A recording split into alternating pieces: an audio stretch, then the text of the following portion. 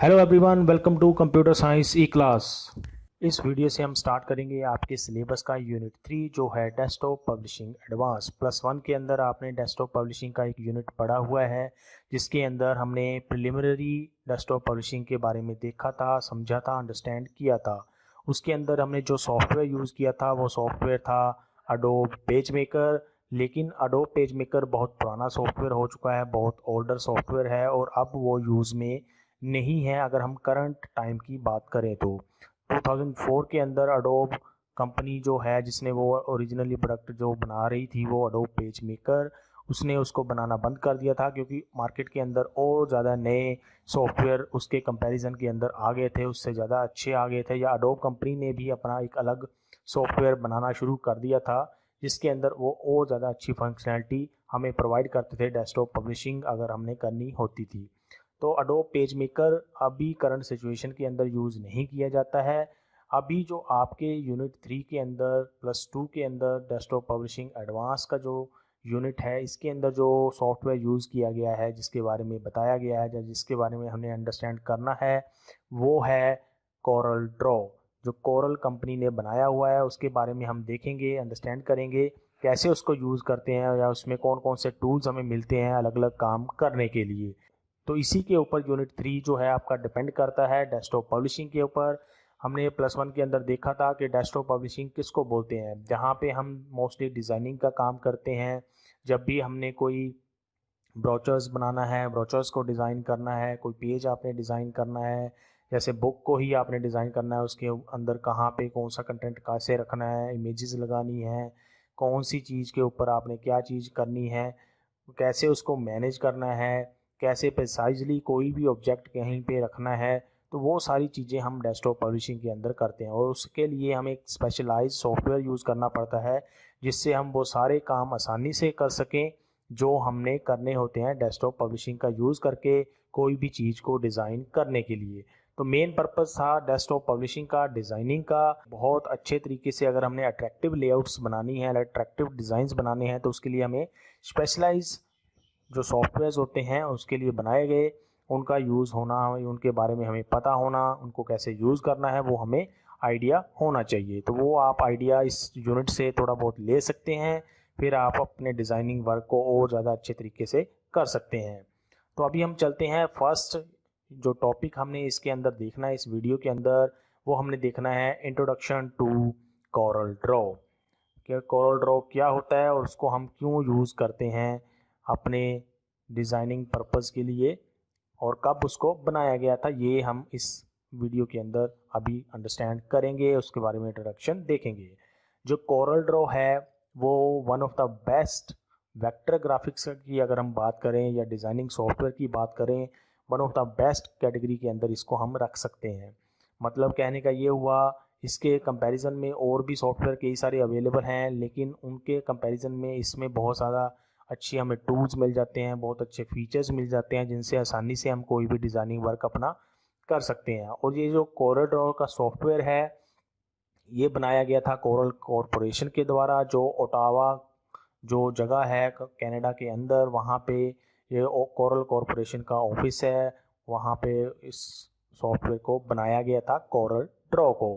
Vector graphics क्या होती है ये हम इसी वीडियो के अंदर आगे देखेंगे। जो कोरल ड्रॉ है वो एक वर्सेटाइल ग्राफिक्स एप्लीकेशन सॉफ्टवेयर है, ताकि हम अपनी क्रिएटिविटी को अच्छी कर सकें और ज़्यादा उसमें निखार ला सकें, और ज़्यादा डिज़ाइनिंग जो हमारा वर्क है उसको और ज़्यादा अच्छे तरीके से प्रेजेंट कर सकें, उसको और ज़्यादा अट्रैक्टिव बना सकें। इसमें आप बहुत सारे चीज़ें कर सकते हैं, जैसे कि आपने लोगोस डिज़ाइन करने हैं, डिफरेंट डिफरेंट लोगोस को डिज़ाइन करने के लिए, या फिर आपने विजिटिंग कार्ड्स बनाने हैं, सिंपल अगर हम एग्जांपल लें, पोस्टर्स बनाने हैं, ब्रोचर्स बनाने हैं, या फिर पेज लेआउट्स बनानी हैं। उसके अलावा और भी जो भी डिज़ाइनिंग का वर्क है जिसके अंदर आपने कुछ चीज़ डिज़ाइन करनी है, कुछ अट्रैक्टिव लेआउट बनानी है, तो उसके लिए आप कोरल ड्रॉ को यूज़ कर सकते हैं। ग्राफिक्स का मतलब क्या होता है, जिसके अंदर हम बहुत सारी इमेजेस को यूज़ कर सकते हैं, बहुत सारे टेक्स्ट को भी यूज़ कर सकते हैं। उसके अलावा आप और भी ऑब्जेक्ट्स को यूज़ कर सकते हैं, जिससे आप डिज़ाइनिंग के काम को और ज़्यादा अट्रैक्टिव बना के प्रेजेंट कर सकें, जिसके यूज़र को, जो उसको देखेगा, उसको पढ़ेगा या फिर उसको यूज़ करेगा। तो उसके लिए हम कोरल ड्रॉ को यूज़ कर सकते हैं। अगर हम बात करें कोरल ड्रॉ के फर्स्ट वर्जन की, कब इसको पहले लॉन्च किया गया था, तो ये जैन 1989 के अंदर पहला इसका वर्जन आया था कोरल ड्रॉ का। और अगर हम इसके लेटेस्ट वर्जन की बात करें तो वो मार्च 2020 के अंदर रिलीज़ किया गया था कोरल कॉरपोरेशन के द्वारा। तो लेटेस्ट वर्जन है इसका 2020 के अंदर, मार्च मंथ के अंदर वो रिलीज़ किया गया था। कोरल ड्रॉ जो है उसके अंदर हमें बहुत सारे ऐसे टूल्स मिल जाते हैं। टूल्स कौन से होते हैं वो हम आगे आने वाले वीडियोस के अंदर देखेंगे, जिनका यूज़ करके आप कोई भी काम डिज़ाइनिंग का बहुत आसानी के साथ कर सकते हैं। कोई भी चीज़ आपने ड्रॉ करनी है, कोई चीज़ आपने क्रॉप करनी है, कोई चीज़ आपने हटानी है, रिमूव करनी है, उसके हिसाब से बहुत सारे टूल्स हमें कोरल ड्रॉ के अंदर मिल जाते हैं, जिससे हम अपने डिज़ाइनिंग पर्पसेस को बहुत इजीली कर सकते हैं, बहुत अट्रैक्टिव लुक दे सकते हैं। जो कोरल ड्रॉ होता है वो इजी टू लर्न है। एक बार आपको थोड़ा बहुत उसके बारे में आइडिया हो गया, कौन से टूल्स हम किस लिए यूज़ करते हैं, कहाँ पे कौन सी चीज़ हम यूज़ कर सकते हैं, क्या चीज़ कहाँ पे होती है उस कोरल ड्रॉ के सॉफ्टवेयर के अंदर, तो उसके बाद आप उसके यूज़ करके बहुत अच्छी क्वालिटी के प्रोफेशनल लेआउट्स, प्रोफेशनल डिज़ाइंस बना सकते हैं, अट्रैक्टिव डिज़ाइंस बना सकते हैं। यूज़र को रिप्रेजेंट करने के लिए, यूज़र को प्रेजेंट करने के लिए कोई भी चीज़ जिसके लिए वो आपने डिज़ाइन बनाया होता है। तो ये आपका कोरल ड्रॉ है जिसके अंदर आप इसका यूज़ करते हो। मेन फंक्शन होता है इसका कि आप वेक्टर ग्राफिक्स को डिज़ाइन कर सकें। वेक्टर ग्राफिक्स क्या होती हैं वो हम अभी आगे देखते हैं। और वेक्टर ग्राफिक्स को डिज़ाइन करने के लिए आपके पास बहुत सारे सॉफ्टवेयर्स मिल जाते हैं, उनमें से एक है कोरल ड्रॉ, जो हमारे यूनिट 3 के अंदर जो जिसके बारे में हम अंडरस्टैंड करेंगे उसको यूज़ करेंगे। तो ये था हमारा कोरल ड्रॉ की इंट्रोडक्शन। अभी हम चलते हैं एक और टॉपिक के अंदर, छोटा सा टॉपिक जो है जिसके अंदर मेन हमारा फोकस रहेगा इमेजेस के ऊपर, उसकी अलग अलग फाइल फॉर्मेट्स के ऊपर, बेसिक ग्राफिक टर्मिनोलॉजी। अगर हम बात करें कंप्यूटर्स की, तो हम कंप्यूटर्स के अंदर बहुत सारी इमेजेस को स्टोर कर सकते हैं, और उन इमेजेस को स्टोर करने के लिए भी हमारे पास अलग अलग रास्ते, अलग अलग वेज हो सकते हैं कि कैसे हमने उन इमेजेस को कंप्यूटर्स के अंदर स्टोर करना है। मतलब कहने का ये होता है, जिन जिन तरीके से हम इमेजेस को डिफरेंट डिफरेंट फॉर्मेट्स को यूज़ करके हम इमेजेस को स्टोर करते हैं कंप्यूटर्स के अंदर, उसको बोलते हैं इमेज फाइल फॉर्मेट्स। इमेजेस को स्टोर करने के लिए आप सेम इमेज को अलग अलग फॉर्मेट के अंदर स्टोर कर सकते हैं। सेम इमेज होगी लेकिन उसका फॉर्मेट अलग होगा। हर एक फॉर्मेट की अपनी अपनी प्रॉपर्टीज़ होती हैं, किन प्रॉपर्टीज़ को लेके उन फाइल फॉर्मेट्स को बनाया गया है। जैसे कि एग्जांपल के लिए हम ले सकते हैं .jpg, या फिर आप देख सकते हैं .jpeg भी होती है, वो सेम, अगर हम बात करें सेम कैटेगरी है दोनों की। उसके बाद अगर हम बात करें .png, उसके बाद .gif, .tiff, .svg, इसके अलावा और भी बहुत सारे फॉर्मेट्स आपको मिल सकते हैं कंप्यूटर्स के अंदर जब हम इमेजेस को स्टोर करते हैं। या फिर आपके कंप्यूटर्स में ऐसी बहुत सारी इमेजेस हो सकती हैं जो different different image file formats के अंदर कंप्यूटर्स में स्टोर करके रखी गई हैं। इन हर एक फाइल फॉर्मेट का अपना अपना फ़ायदा होता है, अपना अपना नुकसान भी हो सकता है, अपनी अपनी इनकी प्रॉपर्टीज़ होती हैं। किस लिए हम उनको यूज़ करते हैं वो डिपेंड करता है कि हमारा पर्पस क्या है उन इमेजेस को स्टोर करने का, बनाने का, यूज़ करने का। अगर हम बात करें सारे इमेज फाइल फॉर्मेट्स की, अब जैसे कि आपको बताया कि अलग अलग फॉर्मेट्स के अंदर आप सेम इमेज को स्टोर करके रख सकते हैं, उसकी आप एग्जांपल भी आगे देखेंगे, जैसे अभी मैं थोड़ी देर बाद आपको दिखाऊंगा इस वीडियो के अंदर ही। अगर हम सारी इमेजेस की फाइल फॉर्मेट्स की बात करें, इमेज फाइल फॉर्मेट्स की, तो उनकी जो मेन दो कैटेगरीज होती हैं वो होती हैं बिटमैप इमेजेस और दूसरी होती है वेक्टर इमेजेस। तो ये दो मेन कैटेगरीज हैं इमेजेस की, जिनके अंदर बाकी सारी जो इमेज फाइल फॉर्मेट्स होते हैं उनको हम रखते हैं। तो दोनों को हम आगे एक एक करके अंडरस्टैंड करेंगे। बिटमैप इमेजेस क्या होती हैं, वेक्टर इमेजेस क्या होती हैं। उससे पहले मैं आपको थोड़ा सा आइडिया देता हूँ कि ये जो हमने इमेज फाइल फॉर्मेट्स देखें, इनको हम कैसे देख सकते हैं किसी इमेज के अंदर, और कैसे हम अंडरस्टैंड कर सकते हैं कि अलग अलग इमेजेस फाइल फॉर्मेट्स के अंदर हम कैसे स्टोर करके रख सकते हैं। अगर हमारे पास कोई सेम इमेज है उसको भी हम different different image file format का यूज़ करके स्टोर करके कंप्यूटर्स के अंदर रख सकते हैं। तो उसकी पहले हम एग्जांपल्स ले लेते हैं। तो यहाँ पे आपको देख सकते हैं कि कुछ इमेजेस मैंने कंप्यूटर्स के अंदर स्टोर करके रखी हुई हैं, और यहाँ पे मैं अब आपको शो करूँगा कि कैसे इन इमेजेस के फ़ाइल फॉर्मेट्स को हम देख सकते हैं। इसके 2-3 तरीके आपको मैं यहाँ पे बता देता हूँ कि कैसे हम इमेज के फ़ाइल फॉर्मेट्स को चेक कर सकते हैं, या कोई भी फ़ाइल जो आपके कंप्यूटर्स में स्टोर होती है उनका अगर हमने फ़ाइल फॉर्मेट देखना है, हर एक फ़ाइल का कुछ फॉर्मेट होता है कि किस फॉर्मेट के अंदर वो फ़ाइल स्टोर करके रखी गई है। ऐसे ही इमेजेस के साथ होता है, और सेम अगर हम मेथड अप्लाई करें तो हर एक फ़ाइल का हम फाइल फॉर्मेट चेक कर सकते हैं। अभी अगर हमने इस फाइल का देखना है तो मैं ऐसे ही इसके ऊपर कर्सर लेके जाता हूँ, तो यहाँ पे मुझे ये अपने आप स्क्रीन के ऊपर उसका इमेज टाइप बता देगा। जैसे भी आप यहाँ पे देख सकते हैं आइटम टाइप इसने लिखा हुआ है जेपीजी फाइल, इसका मतलब ये dot JPG image file format के अंदर ये इमेज बनाई गई है या कंप्यूटर के अंदर स्टोर की गई है। आप देख सकते हैं ये इमेज जो है यहाँ पे भी इसको आप देख सकते हैं सेम इमेज है, लेकिन इसका जो फाइल फॉर्मेट है वो है पीएनजी फाइल फॉर्मेट। तो आपको जैसे मैंने बताया कि सेम इमेज को आप अलग अलग इमेज फाइल फॉर्मेट के अंदर भी स्टोर कर सकते हैं कंप्यूटर्स के अंदर। अगर हमने दूसरा मेथड चेक करना है कि कैसे हमने देखना है, तो आप राइट क्लिक कर सकते हैं, इसके बाद जा सकते हैं आप प्रॉपर्टीज़ के अंदर, फिर आप यहाँ पे देख सकते हैं ब्रैकेट के अंदर जो लिखा हुआ है डॉट जेपीजी। तो ये भी इसका एक मेथड है, इसका एक तरीका है फाइल के फॉर्मेट को देखने का। तीसरा तरीका अगर आपने देखना है तो आप क्या करोगे, जैसे ये मेरा फोल्डर ओपन है, यहाँ पे मैं गया व्यू के अंदर, उसके बाद आप करोगे डिटेल्स के ऊपर क्लिक, फिर आपको यहाँ पे इस इमेज के बारे में थोड़ी सी डिटेल्स भी यहाँ पे आपको दिखाएगा।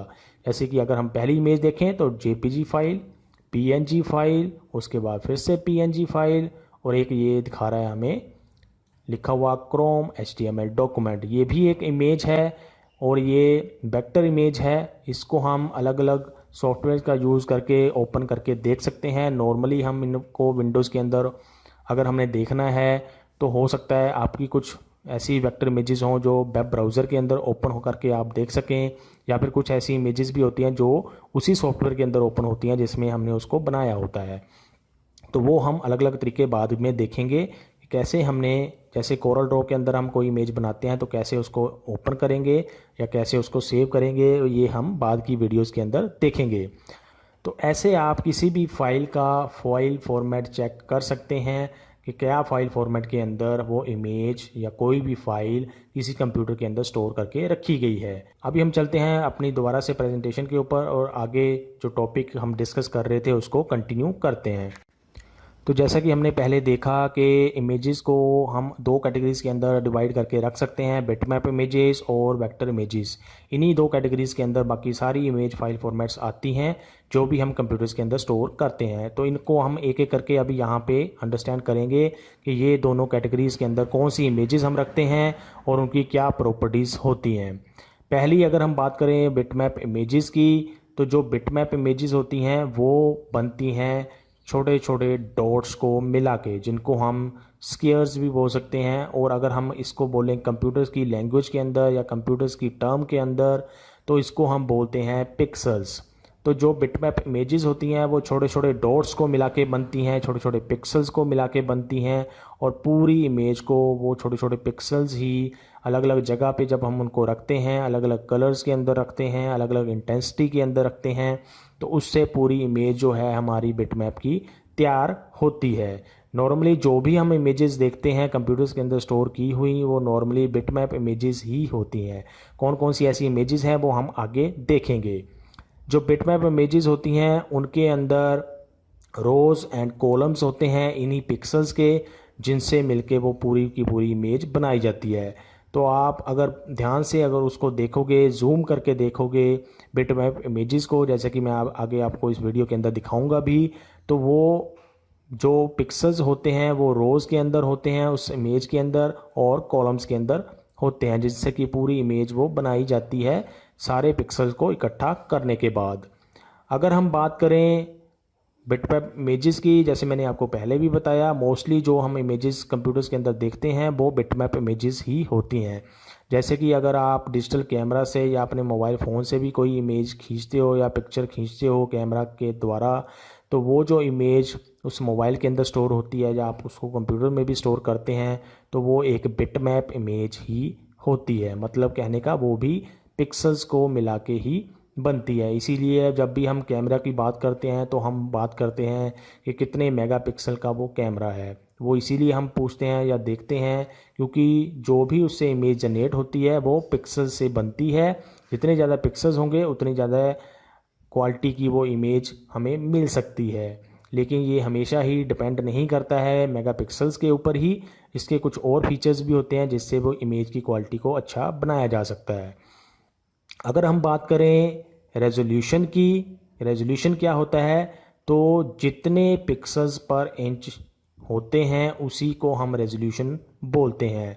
या फिर आप इसको अलग तरीके से अगर हम रेजोल्यूशन को डिफ़ाइन करने की कोशिश करें तो आपकी स्क्रीन के ऊपर जितने पिक्सल एक रो के अंदर होंगे और जितने पिक्सल एक कॉलम के अंदर होंगे, जब उन दोनों को हम मल्टीप्लाई कर देते हैं तो उसको हम बोलते हैं उस स्क्रीन का रेजोल्यूशन। ऐसे ही अगर आपके पास कोई इमेज है, आपने ऊपर देखा कि इमेज जो है वो रोज़ और कॉलम्स के अंदर जो पिक्सल्स होते हैं उनसे मिला के बनती है। तो जब हम उन सारे टोटल पिक्सल्स को मल्टीप्लाई कर देते हैं जो एक रो के अंदर या फिर एक कॉलम के अंदर हैं, उनसे जो टोटल नंबर ऑफ पिक्सल्स हमें मिलते हैं वो होता है उस इमेज का रेजोल्यूशन।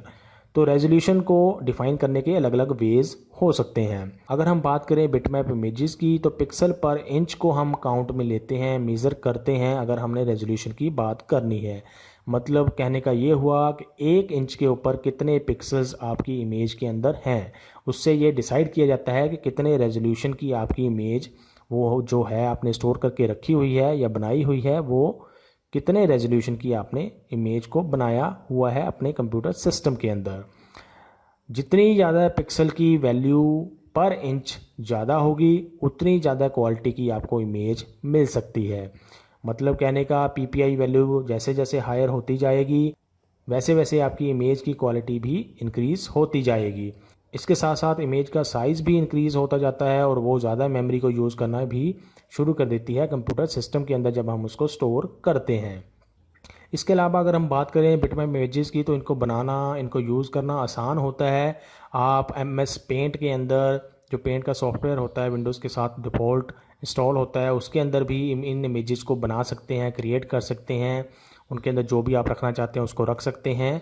तो जो ये बिटमैप इमेजेस होती हैं इनको क्रिएट करना आसान है, यूज़ करना आसान है, लेकिन इनकी क्वालिटी जो है वो डिक्रीज़ होना शुरू हो जाती है जैसे जैसे हम इनको इमेजेस को इनलार्ज करना शुरू करते हैं। जैसे कि अगर आप इन इमेजेस को जूम करके भी देखोगे तो इनको आप उतना अच्छी क्लैरिटी के साथ नहीं देख पाओगे जितनी क्लैरिटी के साथ आप बिना जूम के उस इमेज को देख सकते हैं। तो इनकी क्वालिटी लूज़ होना शुरू हो जाती है जब हम बिटमैप इमेजेस को एनलार्ज करते हैं। अगर हम बात करें एग्जांपल्स की बिटमैप इमेजेस की तो बिटमैप इमेजेस की हमें बहुत सारी इमेजेस मिल जाती हैं, इमेजेस फाइल फॉर्मेट्स मिल जाते हैं जिनको हम कंप्यूटर सिस्टम के अंदर स्टोर करते हैं। जैसे कि टिफ होती है, टैग्ड इमेज फाइल फॉर्मेट, इसका ये फुल फॉर्म है। अगर हम बात करें इसके एक्सटेंशन की कि फ़ाइल की एक्सटेंशन क्या होती है तो वो होती है, हो सकती है .टिफ या फिर हो सकती है .tif। इसके साथ JPEG फाइल होती है जिसको बोलते हैं जॉइंट फोटोग्राफिक एक्सपर्ट्स ग्रुप, और इसकी भी 2 फाइल टाइप की एक्सटेंशंस हो सकती हैं, .jpeg या फिर .jpg। ऐसे ही PSD जो फ़ोटोशॉप डॉक्यूमेंट होता है, जैसे कि मैंने आपको बताया फ़ोटोशॉप के अंदर जो भी आप इमेजेस बनाते हो या डिज़ाइनिंग करते हो वो जब आप उसको सेव करते हो तो वो भी एक बिटमैप इमेज के फॉर्मेट में ही स्टोर होता है। तो PSD भी एक एग्जांपल है बिटमैप इमेज की और इसकी एक्सटेंशन होती है .psd। ऐसे ही जिफ हो सकती है graphics interchange format .gif, PNG हो सकती है पोर्टेबल नेटवर्क ग्राफिक्स .png जिसकी एक्सटेंशन होती है। तो ये सारी हैं बिटमैप इमेजेस। इसकी हम आगे एग्जांपल्स भी देखेंगे कि क्या हम इमेजेस के अंदर, इनके अंदर जो बिटमैप इमेजेस में होती हैं और या फिर वेक्टर इमेजेस, उन दोनों के बीच में ऐसा कौन सा मेन डिफरेंस है जिसकी वजह से हम 2 अलग अलग कैटेगरीज ये बनाई हुई हैं कंप्यूटर सिस्टम के अंदर इमेजेस को बनाने के लिए। जो दूसरी कैटेगरी है इमेजेस की वो होती है वेक्टर इमेजेस। वेक्टर इमेजेस को बनाना है अगर आपने तो उसके लिए हम ज्योमेट्रिकल ऑब्जेक्ट का यूज़ करते हैं, मैथमेटिकल कैलकुलेशंस का यूज़ किया जाता है किसी भी चीज़ को डिज़ाइन करने के लिए, किसी भी चीज़ को ड्रॉ करने के लिए इमेज के ऊपर। इसका मतलब ये हुआ जब भी आप इन इमेजेस को यूज़ करते हो या एनलार्ज करते हो तो वो हमेशा मैथमेटिकल कैलकुलेशन को कैलकुलेट दोबारा से किया जाता है और उस इमेज को दोबारा से ड्रॉ किया जाता है। इसीलिए इन इमेजेस के अंदर हमें कभी भी पिक्सेल्स दिखाई नहीं देते हैं। जो हम वेक्टर इमेजेस के अंदर पिक्सल हमें दिखाई देना शुरू हो जाते हैं जब हम उनको एनलार्ज करते हैं। वो हम आगे देखेंगे इसी वीडियो के अंदर एज एग्जांपल कि क्या डिफरेंस वो होता है जो हम यहाँ पे अभी को अंडरस्टैंड कर रहे हैं। अगर हम बात करें इसके हर एक ऑब्जेक्ट की, जैसे कि मैंने आपको पहले भी बताया, तो हर एक ऑब्जेक्ट की प्रॉपर्टीज़ हो सकती हैं। वो प्रॉपर्टीज़ भी मैथमेटिकल कोई कैलकुलेशन को यूज़ करके उसको असाइन की जाती हैं हर एक ऑब्जेक्ट को।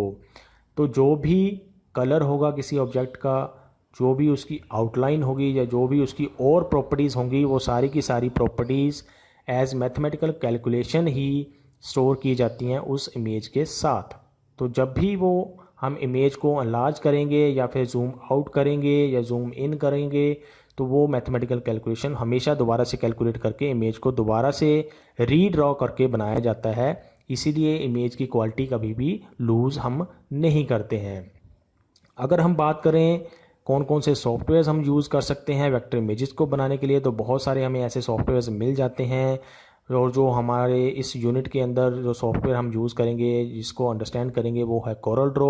वो भी एक वेक्टर इमेजेस को डिज़ाइन करने के लिए हम सॉफ्टवेयर यूज़ कर सकते हैं। इसके अलावा अडोब कंपनी ने बनाया हुआ अडोब इलस्ट्रेटर, उसके अलावा स्केच, उसके अलावा और भी आपको कई सारे सॉफ्टवेयर्स मिल सकते हैं। लेकिन जो मेन, अगर हम बात करें मेन सॉफ्टवेयर्स की जो वेक्टर इमेजेस को बनाने के लिए यूज़ किए जाते हैं, वो हैं एडोब इलस्ट्रेटर, कोरल ड्रॉ और स्केच। अगर हम बात करें एग्जांपल्स की, वेक्टर इमेजेस के अंदर कौन कौन सी इमेजेस आती हैं, कौन सी इमेज फाइल फॉर्मेट्स आती हैं, तो वो होती हैं EPS encapsulated PostScript dot EPS जिसकी एक्सटेंशन होती है। उसके बाद Adobe Illustrator artwork dot AI जिसकी एक्सटेंशन होती है। उसके बाद .CDR .SVG .PDF। ये सारी इमेजेस हो सकती हैं जिनके अंदर आप वेक्टर इमेजेस को डिफ़ाइन कर सकते हैं, बना सकते हैं, सेव करके अपने कंप्यूटर सिस्टम के अंदर रख सकते हैं। तो ये था पूरा बेसिक ग्राफिक टर्मिनोलॉजी जिसके अंदर हमने देखा कि वेक्टर इमेजेस और बिटमैप इमेजेस दो कैटेगरीज होती हैं इमेजेस की, और उनके अंदर कौन कौन सी हम इमेज फाइल फॉर्मेट्स को रखते हैं जिससे कि हम उनको डिफ़ाइन कर सकें कि कौन सी कैटेगरी के अंदर वो इमेज फाइल फॉर्मेट्स आती हैं। अगर हम इनकी एग्जांपल्स की बात करें, प्रैक्टिकल एग्जांपल अगर हम इसकी देखें कि जो हमने डिफरेंस देखा कि बिटमैप इमेजेस पिक्सल से मिलकर बनती हैं या वेक्टर इमेजेस ग्राफिकल ऑब्जेक्ट्स या ज्योमेट्रिकल ऑब्जेक्ट्स को यूज़ करके बनती हैं या मैथमेटिकल कैलकुलेशंस को यूज़ करके बनती हैं, तो वो एग्जांपल अभी हम यहाँ पे देख लेते हैं पहले आगे बढ़ने से।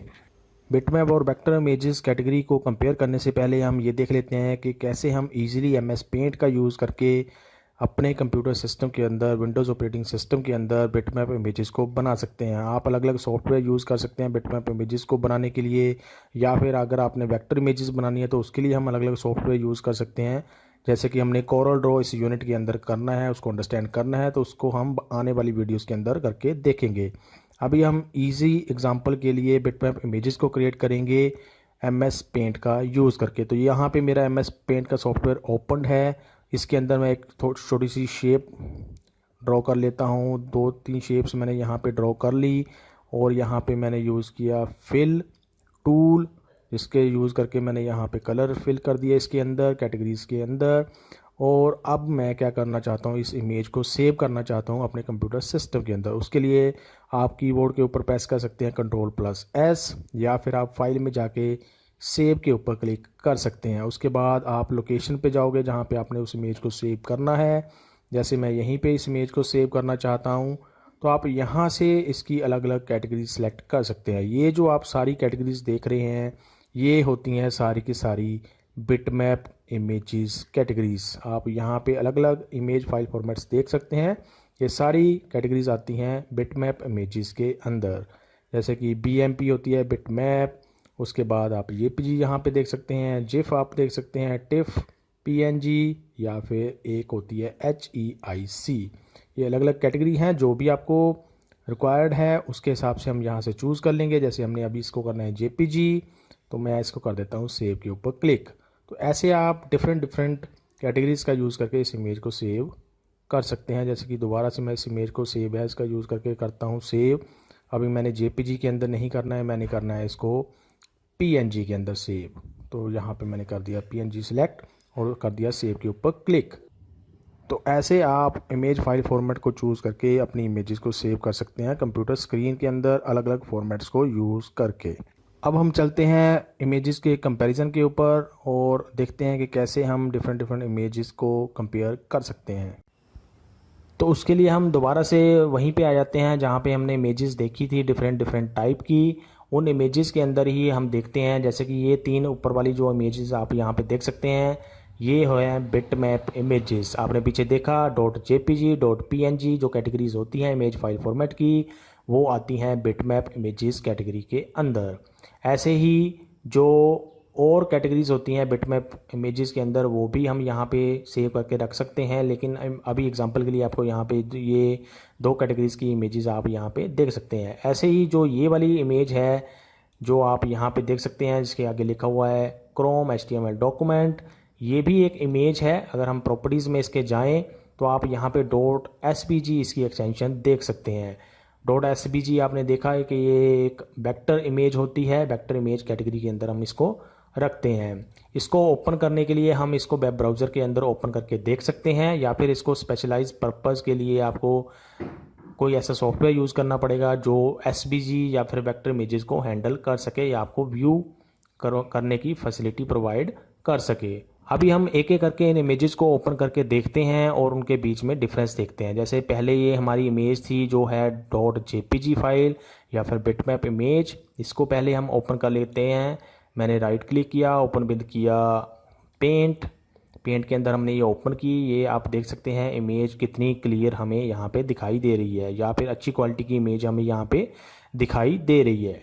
लेकिन बिटमैप इमेजेस का जैसे कि आपने पीछे देखा, अंडरस्टैंड किया कि उसके हमें पिक्सल्स दिखाई देना शुरू हो जाते हैं, या उसकी क्वालिटी हम लूज़ करना शुरू कर देते हैं जब हम उसको एनलार्ज करते हैं। जैसे कि एग्जांपल के लिए मैं इसको करता हूँ जैसे जूम, ये मैंने जूम इन किया। जितना ज़्यादा आप जूम इन करते जाओगे उतने ज़्यादा आपको पिक्सल यहाँ पे दिखाई देना शुरू हो जाएंगे। जैसे ये आप छोटा सा यहाँ पे स्क्वायर देख सकते हैं, छोटा सा स्क्वायर जो बना हुआ है, ये सारे स्क्वायर्स ही हैं जो इस इमेज को बना रहे हैं। हर एक जगह पे एक छोटा सा स्क्वायर होगा और यहाँ पे जितनी बड़ी इमेज है उतने ज़्यादा पिक्सल्स इस इमेज के अंदर हो सकते हैं, या फिर पिक्सल पर इंच कितने लगाए गए हैं इस इमेज के ऊपर, उसके ऊपर डिपेंड करता है इस इमेज का रेजोल्यूशन। तो यहाँ से आप देख सकते हैं इस इमेज के अंदर पिक्सल्स हमें दिखाई देना शुरू हो गए हैं। जैसे कि यहाँ पे आप और ज़्यादा ध्यान से इसको देख सकते हैं, छोटे छोटे हमें डॉट्स दिखाई दे रहे हैं, छोटे छोटे हमें स्क्वायर्स दिखाई दे रहे हैं, और इन्हीं स्क्वायर्स को बोलते हैं हम पिक्सल्स। आपने पीछे देखा कि जो बिटमैप इमेजेस होती हैं वो रोज़ के अंदर हम पिक्सल्स लगाते हैं और उसके अंदर कॉलम्स के अंदर पिक्सल्स लगाते हैं। तो अगर हम वर्टिकल की बात करें तो वो हो गए कॉलम्स, और अगर हम बात करें हॉरिजॉन्टल की तो वो हो गए रोज़। तो रोज़ के अंदर और कॉलम्स के अंदर हम इमेजेस को बनाते हैं जब भी हम उसके अंदर पिक्सल्स को यूज़ करते हैं। तो यहाँ से आप आइडिया लगा सकते हैं कि बिटमैप इमेजेस में आपको पिक्सल्स दिखाई देना शुरू हो सकते हैं। ऐसे ही आप मोबाइल के अंदर कोई फ़ोटो खींच के देखो, उसको एनलार्ज करके देखो, उसको जूम इन करके देखो, जितनी ज़्यादा वो हो सकती है आपको उसके अंदर भी पिक्सल्स दिखाई देना शुरू हो जाएंगे, या उसकी क्वालिटी लूज़ आप करना शुरू कर दोगे जितना ज़्यादा आप उसको जूम करते जाओगे। जैसे जैसे इसको हम जूम आउट करना शुरू कर देते हैं तो वो पिक्सल्स हमें और ज़्यादा छोटे हो जाते हैं स्क्रीन के ऊपर, इसलिए इतना ज़्यादा क्लैरिटी के साथ हम उसको नहीं देख सकते हैं, और हमें ऐसा लगता है कि इमेज हमारी जो है वो बहुत अच्छी क्लैरिटी के अंदर हमें दिखाई दे रही है। तो ये है बिटमैप इमेज। ऐसे ही इसकी सेम कैटेगरी जो है, जैसे कि .png के अंदर सेम इमेज हमने बना के रखी हुई है, इसको भी मैं अगर ओपन करके देख लूँ, ओपन विद पेंट, तो इसको भी आप यहाँ पे देख सकते हैं बहुत अच्छी क्लैरिटी की अगर हमें लग रही है। लेकिन जैसे ही हम इसको जूम इन करते हैं तो इसके अंदर पिक्सल्स हमें दिखाई देना शुरू हो जाते हैं, क्योंकि ये बिटमैप इमेजेस होती हैं, पिक्सल्स को मिला के बनती हैं, और ये इमेज दोबारा से रीजनरेट नहीं होती है जब हम इसको जूम इन करते हैं या फिर जूम आउट करते हैं। ऐसे ही ये तीसरी है, ये भी एक PNG इमेज है, इसको भी अगर आप ओपन करके देखो पेंट के अंदर, तो आप इसको जैसे जूम इन करते हैं तो आप यहाँ पे देख सकते हैं इमेज की क्वालिटी हमारी लूज़ हो गई है। जितना ज़्यादा आपने जूम किया उतनी ज़्यादा क्वालिटी इसकी लूज़ होती जाएगी।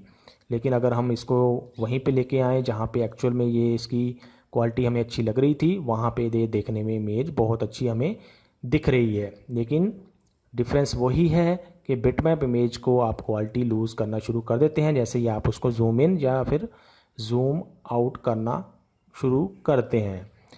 अगर हम बात करें वेक्टर इमेज की, अब ये जो इमेज आपने यहाँ पे देखी .png फॉर्मेट के अंदर जो बिटमैप इमेज कैटेगरी के अंदर आती है, ये सेम इमेज हमने वेक्टर इमेज के अंदर भी बना के इसको रखा हुआ है और इसका फॉर्मेट है .svg।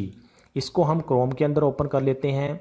ओपन किया, ये देख सकते हैं आप सेम इमेज है जो आपने .png कैटेगरी के अंदर भी देखी है, लेकिन यहाँ पे ये वेक्टर ग्राफिक्स को यूज़ करके ये इमेज बनाई गई है, मैथमेटिकल कैलकुलेशंस को यूज़ करके ये इमेज बनाई गई है।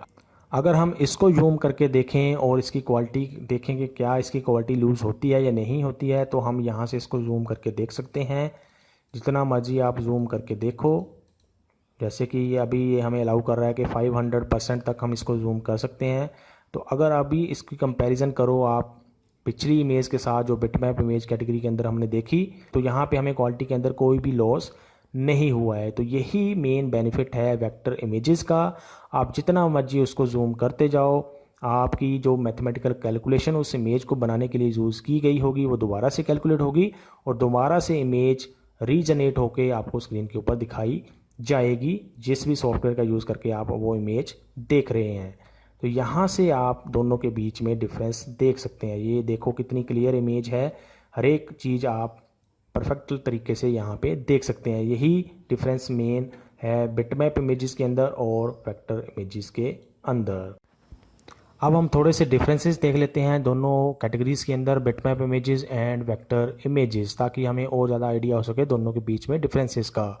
तो थोड़े से डिफरेंस जो हम यहाँ पे टेबल के अंदर देख सकते हैं। पहला डिफरेंस है कि जो बिटमैप इमेजेस होती हैं वो पिक्सेल्स को मिला के बनती हैं, जैसे कि आपने पीछे अंडरस्टैंड भी किया, और जो वेक्टर इमेजेस होती हैं वो बनाई जाती हैं मैथमेटिकल कैलकुलेशंस को लेके। हर एक ऑब्जेक्ट को डिज़ाइन किया जाता है, बनाया जाता है, रीड्रॉ किया जाता है जब भी उसको हम एनलार्ज करते हैं इमेज के अंदर।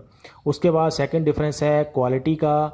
जब भी हम इमेज को एनलार्ज करते हैं बिटमैप इमेज को, तो उसकी क्वालिटी जो है वो हम लूज़ करना शुरू कर देते हैं, वो लॉस्ट होना शुरू हो जाती है और उसके पिक्सेल्स हमें दिखाई देना शुरू हो जाते हैं। ऐसे ही अगर हम वेक्टर इमेजेस की बात करें, तो जो उसकी क्वालिटी होती है इमेज की, वेक्टर इमेज की, तो वो हम लूज़ नहीं करते हैं जब भी हम उसको एनलार्ज करते हैं, और इमेज के अंदर क्वालिटी के अंदर कोई डिफरेंस हमें दिखाई नहीं देता है। अगर हम बात करें तीसरे डिफरेंस की, तो आप बिटमैप इमेजेस को इजीली कन्वर्ट नहीं कर सकते वेक्टर इमेजेस के अंदर। कर तो हम सकते हैं, उसके लिए हमें बहुत सारे ऐसे फीचर्स यूज़ करने पड़ते हैं, ऐसे स्टेप्स लेने पड़ते हैं जिससे कि हम उन बिटमैप इमेजेस को वेक्टर इमेजेस के अंदर कन्वर्ट कर सकें। उसके बाद अगर हम बात करें वेक्टर इमेजेस की, तो वेक्टर इमेजेस को आप इजीली कन्वर्ट कर सकते हैं बिटमैप इमेजेस के अंदर। चौथे अगर हम डिफरेंस की बात करें, तो जो बिटमैप इमेजेस होती हैं वो रेजोल्यूशन डिपेंडेंट होती हैं। जितने रेजोल्यूशन की आपने इमेज बनाई है उसी के हिसाब से उसकी क्वालिटी होगी और उसी के हिसाब से फिर हम उसको एनलार्ज कर सकते हैं। अगर हम बात करें वेक्टर इमेजेस की, तो वो रेजोल्यूशन इंडिपेंडेंट होती हैं, क्योंकि मैथमेटिकल कैलकुलेशन का यूज़ हुआ होता है ऑब्जेक्ट को बनाने के लिए वेक्टर इमेजेस के अंदर, इसीलिए वो रेजोल्यूशन के ऊपर डिपेंड नहीं करते हैं, क्योंकि उनके अंदर पिक्सेल्स का यूज़ नहीं किया जाता है, मैथमेटिकल कैलकुलेशन का यूज़ होता है, और वो मैथमेटिकल कैलकुलेशन हर बार कैलकुलेट की जाती है जब भी हम इमेज को एनलार्ज करते हैं। पांचवी अगर हम डिफरेंस की देख सकते हैं, तो वो ले सकते हैं हम एग्जांपल्स का। बिटमैप इमेजेस के अंदर हम रख सकते हैं .jpg, .png, .tif, और हम वेक्टर इमेजेस के अंदर रख सकते हैं .svg, .ai, .cdr। ये कुछ इमेजेस हैं जिनको आप अलग अलग कैटेगरीज के अंदर रख सकते हैं। तो ये हैं differences between vector images and bitmap images. अब हम देख लेते हैं दो छोटी छोटी डेफिनेशंस पिक्सल्स की और पिक्सल पर इंच की। पिक्सल क्या होता है? कंप्यूटर की स्क्रीन की अगर हम बात करें, तो स्क्रीन के ऊपर जो हमें एक छोटा सा स्क्वायर होता है या छोटा सा एक जो डॉट होता है कंप्यूटर की स्क्रीन के ऊपर, उसको हम बोलते हैं पिक्सल। तो ऐसे ही अगर हम बिटमैप इमेजेस की बात करें और इमेजेस के अंदर छोटे छोटे पिक्सल्स को यूज़ किया जाता है। वो पिक्सल्स क्या होते हैं, वो एक तरह से डॉट्स होते हैं जो हमें दिखाई देते हैं उस इमेज के अंदर जब हम उसको एनलार्ज करते हैं। अगर हम स्क्रीन रेजोल्यूशन की बात करें तो हो सकता है आपकी स्क्रीन के ऊपर हंड्रेड्स और थाउजेंड्स ऑफ पिक्सल्स अवेलेबल हों। वो हम कैसे कैलकुलेट करते हैं, हम देखते हैं कि हमारी स्क्रीन का रेजोल्यूशन कितना है, उसके अंदर हम देखते हैं कि विड्थ वाइज कितने पिक्सल्स एक रो के अंदर हैं और एक कॉलम के अंदर हाइट वाइज हमारे पास कितने पिक्सल्स हैं। जब हम उनको मल्टीप्लाई कर देते हैं तो उससे जो हमें वैल्यू मिलती है वो होते हैं number of pixels on our screen to show any particular thing. जो भी हम चीज़ स्क्रीन के ऊपर देख रहे हैं उसको दिखाने के लिए जो pixels, number of pixels use किए जा रहे हैं कंप्यूटर के द्वारा, वो हमारा रेजोल्यूशन होता है कंप्यूटर स्क्रीन का। एग्जांपल के लिए अगर हम लें तो मोस्टली जो हम मॉनिटर्स यूज़ करते हैं उनके अंदर हमें जो रेजोल्यूशन मिलता है वो मिलता है 1024। ये हम बात कर रहे हैं विड्थ की, एक रो की, एक रो के अंदर कितने पिक्सल्स हमें मिलते हैं। अगर हम x लिखा हुआ आगे या मल्टीप्लाई आप बोल सकते हैं 768 इसकी बात करें तो ये होते हैं नंबर ऑफ पिक्सल्स इन एक सिंगल कॉलम।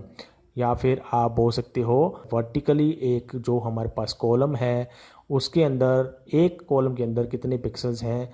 जब इन दोनों क्वांटिटीज़ को आप मल्टीप्लाई कर दोगे तो जो वैल्यू हमें मिलती है, जैसे कि आप यहाँ पे देख सकते हैं 786432 नंबर ऑफ पिक्सल्स, ये हमारे एक रेजोल्यूशन के अंदर हमें कंप्यूटर स्क्रीन के ऊपर दिखाई देते हैं जब हम ये रेजोल्यूशन यूज़ करते हैं। एग्जांपल के लिए अगर मैं आपको अपने कंप्यूटर स्क्रीन की रेजोल्यूशन दिखाऊं तो आप जा सकते हैं डेस्कटॉप के ऊपर, राइट क्लिक करके अगर आपने देखना है तो आप कर सकते हैं क्लिक डिस्प्ले सेटिंग के ऊपर। जब आप डिस्प्ले सेटिंग के ऊपर जाते हो तो यहाँ पे आपको ये दिखाता है कि कितना डिस्प्ले का रेजोल्यूशन है आपकी कंप्यूटर स्क्रीन के ऊपर। जैसे कि यहाँ पे मेरा अभी जो स्क्रीन रेजोल्यूशन है वो है 1920 बिट्थ वाइज, मतलब एक रो के अंदर इतने पिक्सल्स मेरी स्क्रीन के ऊपर अभी प्रेजेंट हैं। ऐसे ही x या फिर मल्टीप्लाई 1080, मतलब कहने का एक कॉलम के अंदर मेरे पास अभी कंप्यूटर स्क्रीन के ऊपर 1080 पिक्सल्स अवेलेबल हैं। जब इन दोनों को हम मल्टीप्लाई कर देंगे तो जो वैल्यू मिलेगी वो टोटल नंबर ऑफ पिक्सल्स को यूज़ किया गया है मेरी कंप्यूटर स्क्रीन के द्वारा कुछ भी दिखाने के लिए जो मैं स्क्रीन के ऊपर देख रहा हूँ। तो ऐसे आप अपने कंप्यूटर स्क्रीन का रेजोल्यूशन चेक कर सकते हैं। अगर हम बात करें किसी इमेज की, उसका अगर हमें रेजोल्यूशन चेक करना है तो वो भी हम कर सकते हैं, वो हम आगे देखेंगे। उससे पहले हम देख लेते हैं पिक्सल पर इंच की डेफिनेशन या फिर पिक्सल पर इंच क्या होता है। अगर हम बात करें पिक्सल पर इंच की, जैसे कि आपने पीछे भी देखा कि पिक्सल पर इंच होते हैं कि कितने नंबर ऑफ पिक्सल्स हमारे एक इंच के ऊपर अवेलेबल हैं। जो भी हम कंप्यूटर स्क्रीन की अगर बात करते हैं या फिर किसी इमेज की बात करते हैं, बिटमैप इमेज की अगर हम बात करते हैं तो PPI होता है या पिक्सल पर इंच होता है, वो एक स्टैंडर्ड यूनिट है मेजरमेंट का। अगर हम बात करें कंप्यूटर ग्राफिक्स की, इमेजेस की बात करें हम तो, या फिर कंप्यूटर स्क्रीन की बात करें तो जो स्टैंडर्ड यूनिट है मेजरमेंट करने का रेजोल्यूशन को, तो वो होता है पिक्सल पर इंच। पिक्सल पर इंच के अलावा आप इसको डॉट्स पर इंच भी बोल सकते हैं, लेकिन नॉर्मली हम ये टर्म तब यूज़ करते हैं जब हम प्रिंटिंग की बात कर रहे होते हैं या फिर किसी प्रिंटर के ऊपर जब हमने प्रिंट करना है कोई भी हमने ग्राफिक्स को या फिर किसी भी चीज़ को, तो जो प्रिंटर हमें रेजोल्यूशन प्रोवाइड करता है उसको हम बोलते हैं डॉट्स पर इंच। लेकिन आप दोनों को इंटरचेंजेबली यूज़ कर सकते हैं, मतलब कहने का दोनों सेम चीज़ को रिप्रेजेंट करते हैं। पिक्सल पर इंच भी एक पिक्सल या फिर एक डॉट को ही रिप्रेजेंट करता है और डॉट पर इंच भी एक डॉट या फिर एक स्क्वायर को ही रिप्रेजेंट करता है जो हर एक चीज़ को बनाने के लिए यूज़ किया जाता है। डॉट्स पर इंच भी सेम हो गया और पिक्सल पर इंच भी सेम हो गया। अगर हम इसको एग्जांपल के लिए देखें, किसी इमेज का रेजोल्यूशन अगर हमने चेक करना है तो हम कैसे कर सकते हैं, वो अभी हम यहाँ पे देखते हैं। तो रेजोल्यूशन को देखने के लिए हम दोबारा से उन इमेजेस के ऊपर आ जाते हैं जो हमने पहले देखी थी वीडियो के अंदर। जैसे कि ये हमारे पास बिटमैप इमेज है जो .jpg फॉर्मेट के अंदर यहाँ पे स्टोर करके रखी गई है कंप्यूटर सिस्टम के अंदर। इसके हमने ऊपर किया राइट क्लिक और हम जाते हैं इसकी प्रॉपर्टीज़ के अंदर और हम जाते हैं इसके बाद इसकी डिटेल्स के अंदर। यहाँ पे आप देख सकते हैं डायमेंशंस यहाँ पे इस इमेज के ऊपर बताए गए हैं कि कितने पिक्सल्स ब्रेड्थ के ऊपर, कितने पिक्सल हाइट के अंदर इसके अंदर यूज़ किए गए हैं, या फिर आप बोल सकते हैं रो के अंदर या फिर एक कॉलम के अंदर। जब हम दोनों को मल्टीप्लाई कर देंगे तो जितने टोटल पिक्सल बनेंगे वो पूरे के पूरे पिक्सल्स यूज़ करके इस इमेज को बनाया गया है। ऐसे ही आप देख सकते हैं बिड्थ में, एक बिड्थ के ऊपर एक रो के अंदर कितने पिक्सल हैं, हाइट में एक कॉलम के अंदर कितने पिक्सल हैं, और जो हम बात कर रहे थे पिक्सल पर इंच की, या फिर जिसको आप बोल सकते हैं डॉट्स पर इंच, वो आप यहाँ पे देख सकते हैं। हॉरिजॉन्टल रेजोल्यूशन 96 डॉट्स पर इंच, और अगर हम वर्टिकल रेजोल्यूशन की बात करें तो वो भी है 96 डॉट्स पर इंच। ये इस इमेज को बनाने के लिए नंबर ऑफ पिक्सल्स का यूज़ किया गया है। ऐसे ही आप इस इमेज के ऊपर राइट क्लिक करके इसके प्रॉपर्टीज़ में जाके डिटेल्स पे क्लिक कर सकते हैं।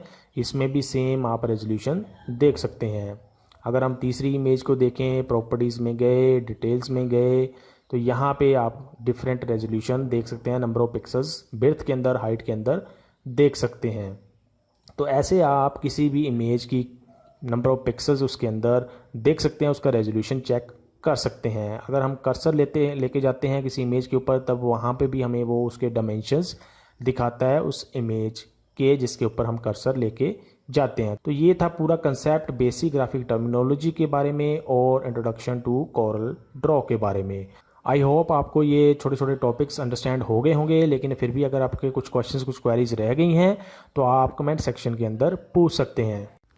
अभी के लिए इस वीडियो के अंदर इतना ही। Thanks for watching.